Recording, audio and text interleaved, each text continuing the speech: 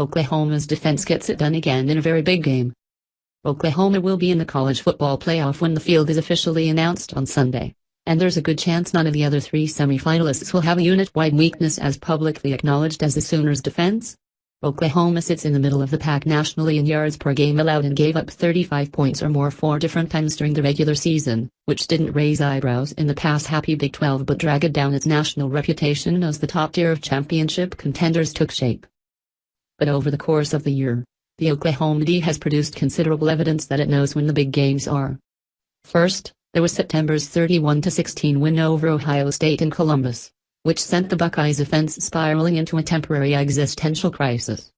Then there were hard-hitting wins over Texas and TCU that solidified the Sooners' place at the top of the conference standings. Saturday's 41-17 win over the Horned Frogs in the Big 12 title game was the latest and most emphatic sign that the Sooners' supposed Achilles heel may not be as exposed as everyone thought. TCU was held to 317 yards, its third lowest output of the year, and were forced into 2 costly turnovers. It didn't take long for the first mistake to arrive.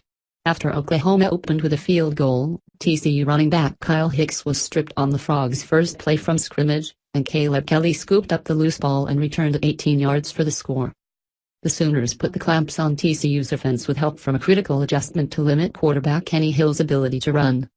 Hill picked up 18 yards on its second possession of the second half. TCU tried to pick up a 4th and inches in Oklahoma territory by sending Hill on a bootleg, but Obani Okonkwo and Pernell Motley beat him to the boundary and knocked him out just short of the line to gain.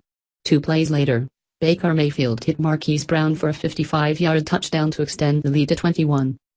As the game got out of hand later in the third quarter, Hill began to push and made another mistake, floating a throw down the sideline that was picked off by Will Johnson.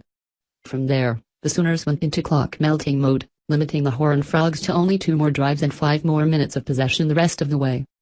Ahead of the first Big 12 title game since 2010, conference partisans had spent most of the week sweating out the implications of putting the league's best team up for a rematch with a college football playoff bid nearly in hand.